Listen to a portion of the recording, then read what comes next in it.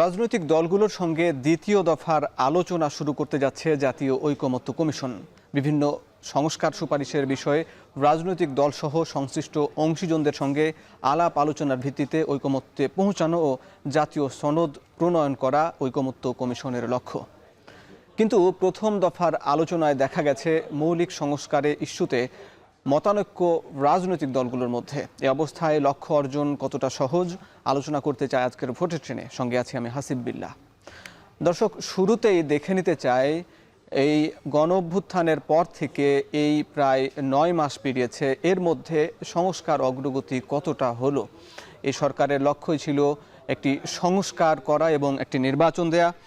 সংস্কারের পরে নির্বাচনে আলাপ হচ্ছে, সংস্কার ইস্যুতে কতটা অগ্রগতি আমরা একটু সামারি দেখে নিতে চাই। দেখতে চাই 2024 সালের অক্টোবরে 6টি সংস্কার কমিশন গঠন হয়।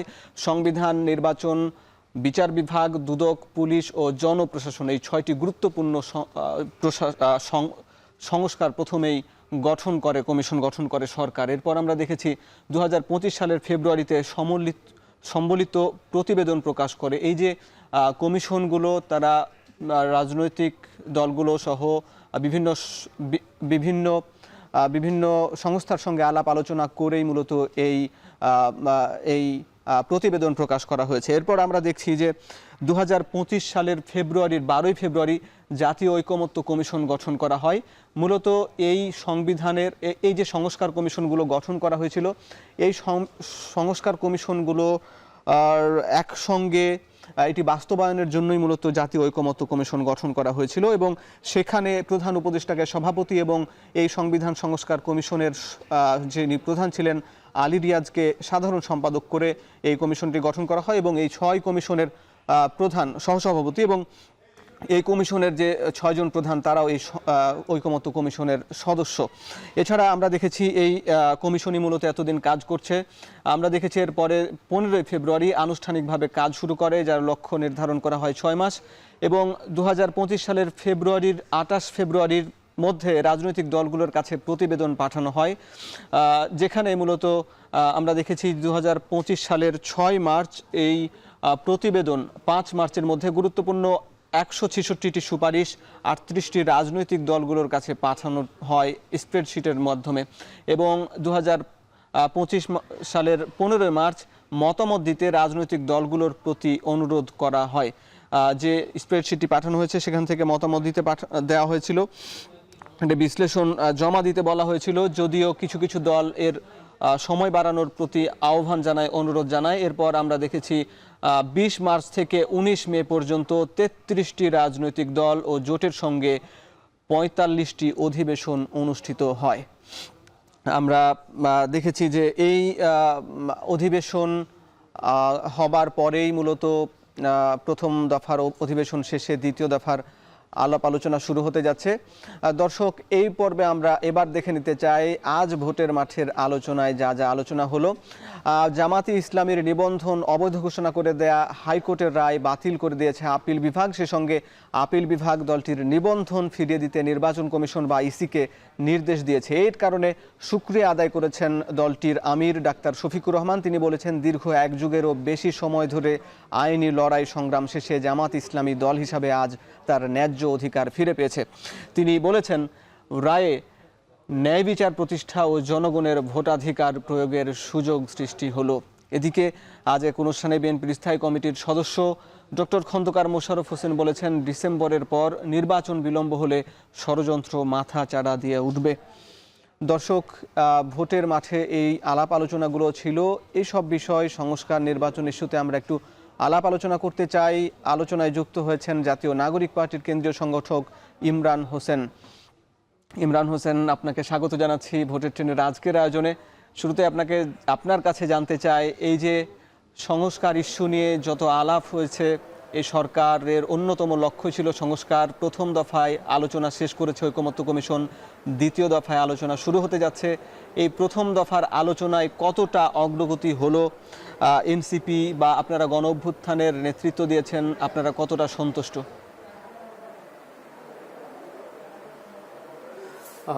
ধন্যবাদ হাসিব ভাই এবং এখন টিভির দর্শকদের ধন্যবাদ। প্রথমত আপনি যেটা বলেছেন যে এই গণঅভ্যুত্থানের পরে আমাদের কাছে সামনে আসলে সংস্কারের আলাপটাকে আরও প্রকটভাবে মানুষের প্রত্যাশার সামনে নিয়ে এসেছে।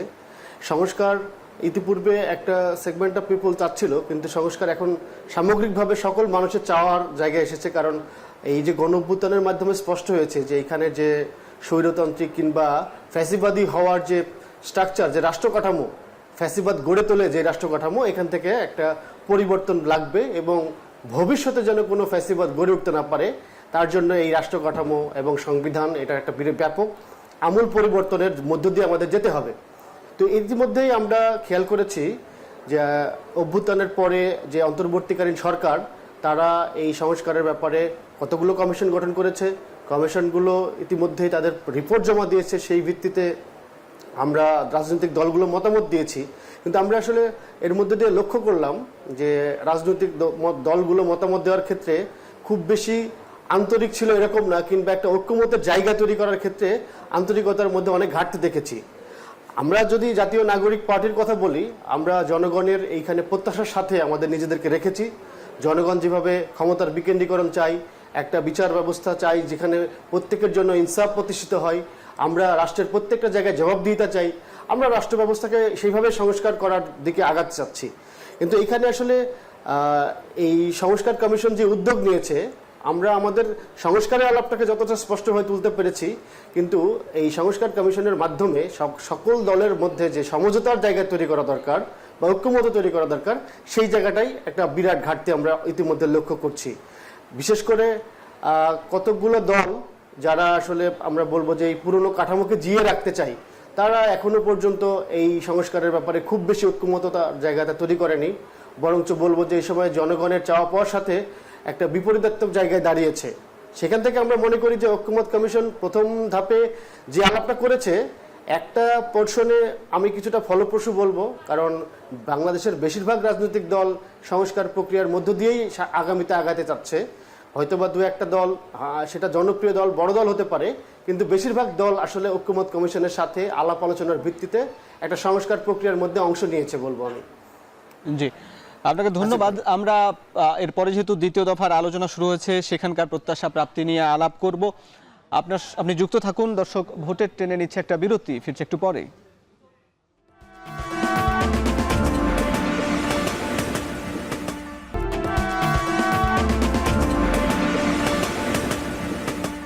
বিরতির পর স্বাগত। দর্শক, দেখছেন ভোটের ট্রেন। আলোচনা করছি জাতীয় নাগরিক পার্টির কেন্দ্রীয় সংগঠক ইমরান ইমনের সঙ্গে। আপনার সঙ্গে যে বিষয়টি আলাপ করছিলাম, যে এই সরকারের দ্বিতীয় দফায় আলাপ আলোচনা শুরু হতে যাচ্ছে ঐকমত্য কমিশনের, সেখানে প্রত্যাশার জায়গাটা কি?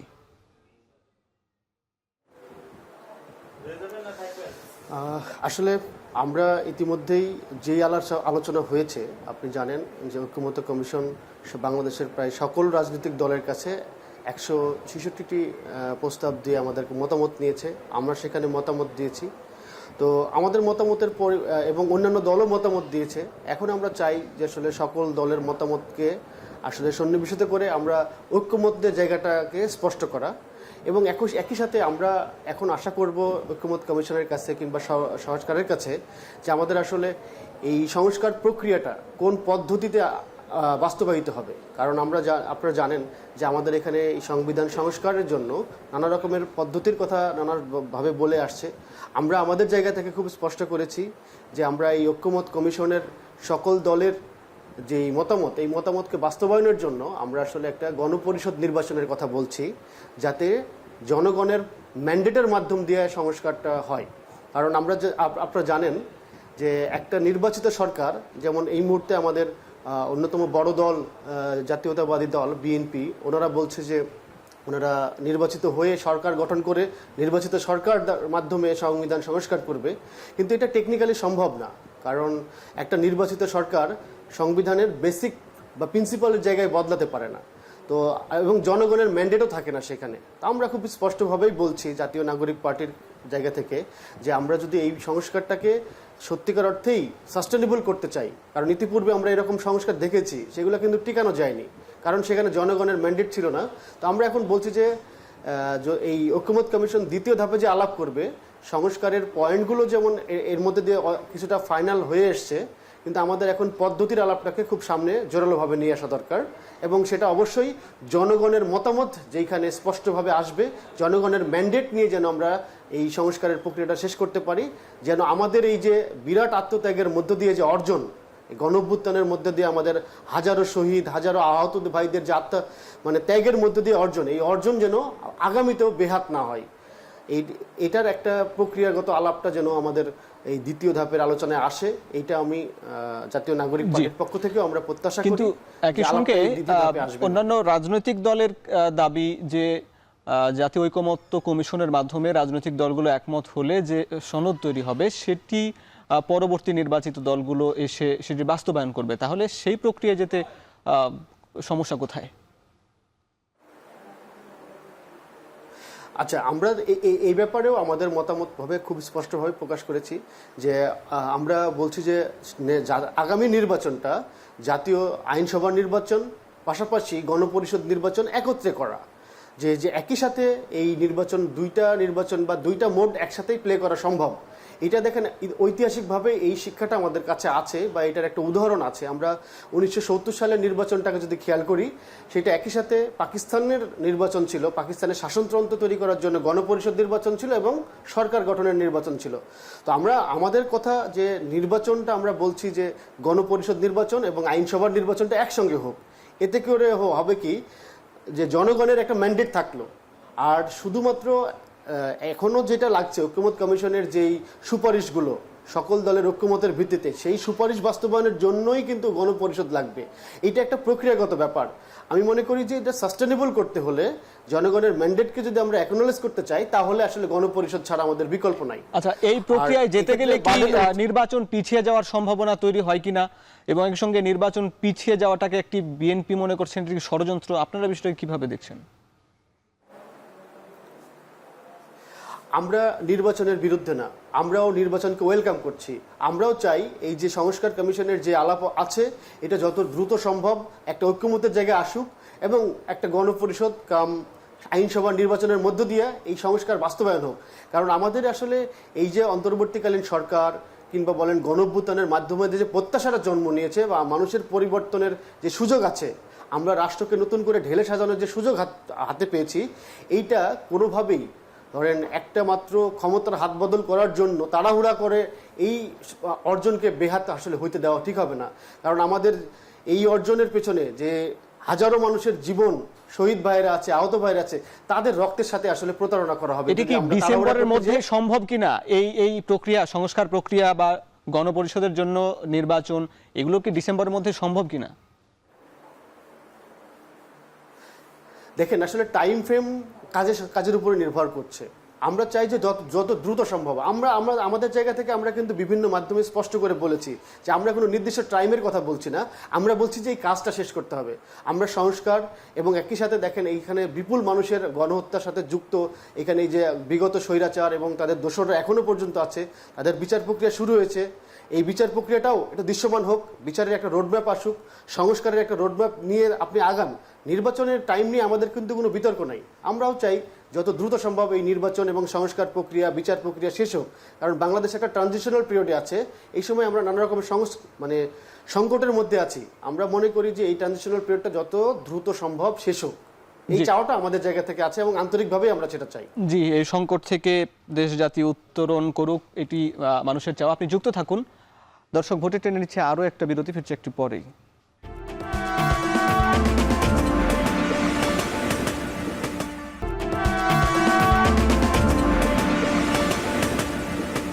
বিরতির পর স্বাগত। আলোচনা করছি জাতীয় নাগরিক পার্টির একজন নেতার সঙ্গে, জনাব ইমরান ইমন।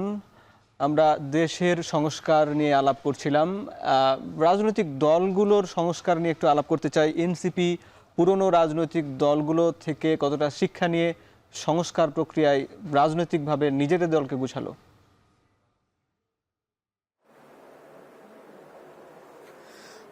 আসলে এনসিপি সংস্কারের মধ্য দিয়েই আসলে বলবো যে এনসিপির জন্মটা। কারণ আপনারা জানেন যে গণঅভ্যুত্থানের মধ্য দিয়ে একটা বিষয় খুব স্পষ্ট হয়েছে যে আমরা পুরনো ব্যবস্থার মধ্য দিয়ে আর নতুন করে আগাতে পারবো না। এই গণঅভ্যুত্থানের আগেও আমরা সংস্কারের আলাপ রাজনীতির মাঠে দেখেছি, কিন্তু গণঅভ্যুত্থানের মধ্য দিয়ে এইটা মানুষের কাছে একটা অন্যতম আকাঙ্ক্ষার জায়গায় পরিণত হয়েছে যে যেই ব্যবস্থার মধ্য দিয়ে এইভাবে মানুষের বুকে গুলি চালানো যায়, যেই ব্যবস্থার মধ্য দিয়ে মানে ফ্যাসিবাদ হয়ে ওঠা যায়, সেই ব্যবস্থা আসলে ধরে রেখে আর নতুন করে আগানো যাবে না। তো এই সংস্কারের আলাপটা যেভাবে আমাদের সামনে এসেছে, একই সাথে রাজনৈতিক দলগুলোর জন্য আমাদের জন্য মেসেজ যে আমরা যে পুরনো ধাঁচের রাজনৈতিক কাঠামো নিয়ে চলেছি, রাজনৈতিক সংস্কৃতি নিয়েছে, এইখানে সংস্কৃতি নীতি আমাদের দেশে প্রতিষ্ঠিত হয়ে যাচ্ছে, যে সংস্কৃতির ভিত্তিতে আমাদের এখানে আসলে এই যে জবাবদিহিতাহীন রাষ্ট্র ব্যবস্থা, এটার কিন্তু অন্যতম চর্চার শুরুটা কিন্তু রাজনৈতিক দলের মধ্যে থেকেই দেখেছি আমরা। মানে দলের মধ্যেও কোনো গণতান্ত্রিক চর্চা নেই, এখানেও একটা পরিবারতান্ত্রিক আবহাওয়া দেখেছি আমরা, এক ব্যক্তির কাছেই সমস্ত নিয়ন্ত্রণ রাজনৈতিক দলগুলোর মধ্যে। তো এর বিপরীতে আসলে আমরা রাজনৈতিক সংস্কৃতির পরিবর্তন দরকার এবং রাজনৈতিক দলের মধ্যেও কালচারাল যে মানে চেঞ্জেস দরকার। আমরা মনে করি যে এই শিক্ষাটা আমরা গতানুগতিক রাজনৈতিক দলের মধ্যে দেখতে পাই নাই, যার ফলে দেখতে পান নাই। এই কারণে আপনারা আপনাদের সংস্কার, আপনারা দল গঠন, আপনারা নিজেদের মধ্যে আপনারা এই সংস্কার চান, আপনারা বলছেন, কিন্তু আপনাদের মধ্যে কতটা সংস্কার হলো আমরা যখন দেখছি যে যখন বিভিন্ন একইভাবে আগের মতো শোডাউনের রাজনীতি কিংবা অনেকের কাছ থেকে বা চাঁদাবাজির রাজনীতি, অনেকের নামে অভিযোগ পাওয়া যায়, এর সঙ্গে এই যে মব কালচারের যে অভিযোগ উঠে, আসলে সেখানে সমন্বয়ক বা বিশেষ করে এনসিপির নেতাদের অনেককে দেখা যায় বা শোনা যায়, আসলে এই জায়গাগুলো থেকে কিভাবে আপনাদের অবস্থানটা পরিষ্কার করবেন, জাতির কাছে কি বার্তা দেবেন? আসলে যেইটা বলছেন চাঁদাবাজি কিংবা হাট দখল, মাঠ দখল, ঘাট দখল, এগুলো চলছে বাংলাদেশে, আমি বলবো যে 5 আগস্টের আগে এইটা যেভাবে প্রচলিত ছিল এটার খুব বড় পরিবর্তন আমরা এখন পর্যন্ত দৃশ্যমান হতে দেখছি না। এইটার অন্যতম কারণ আমার মনে হয়েছে যে এখানে আমাদের আইন শৃঙ্খলা পরিস্থিতি এখনও একটা স্থিতিশীল অবস্থার মধ্যে নাই। এখানে আমাদের পুলিশ খুব বেশি এখনও ফাংশনাল হয়ে উঠতে পারেনি, তাদের একটা বড় ধরনের রিকনসিলিয়েশনের মধ্যে দিয়ে যেতে হচ্ছে। আর এনসিপিকে যদি বলেন পার্টিকুলারলি, আমি বলবো যে এই ঘটনাগুলোর আমরা দু একটা বিচ্ছিন্ন ঘটনা ঘটেনি সেটা বলবো না, কিন্তু ঘটনার সংখ্যাটা এনসিপির জায়গা থেকে খুবই নগণ্য। আমরা সেগুলোকে খুব শক্তভাবেই নিয়ন্ত্রণ করার চেষ্টা করেছি। আপনারা যদি খেয়াল করে দেখেন যে আমাদের এখানে দু একটা যেরকম অভিযোগ আসছে, আমরা সেই অভিযোগের ব্যাপারে তাৎক্ষণিক ব্যবস্থা নিয়েছি। জি, অনেক ধন্যবাদ। আপনারা বলছেন যে শক্ত হাতে দমন করার চেষ্টা করছেন। দর্শক, এতক্ষণ যুক্ত ছিলেন নাগরিক পার্টির এক নেতা, আপনারা দেখলেন, যারা দেখেছেন সবাইকে ধন্যবাদ জানিয়ে শেষ করছি ভোটের ট্রেন।